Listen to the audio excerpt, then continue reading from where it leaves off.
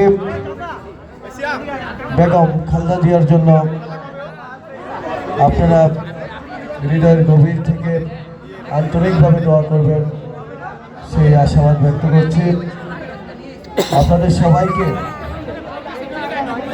আমাদের ভারপ্রাপ্ত চেয়ারম্যান জননেতা জনাব তারেক রহমানের সালাম পৌঁছে দিচ্ছি।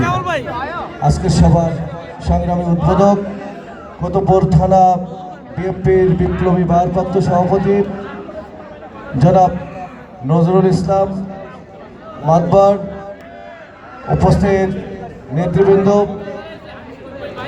আপনাদের সবাইকে শুভেচ্ছা এবং অভিনন্দন এবং আন্তরিক কৃতজ্ঞতা আমাদেরকে এখানে দাওয়াত করার জন্য। আমরা সারা বাংলাদেশে খেলাধুলা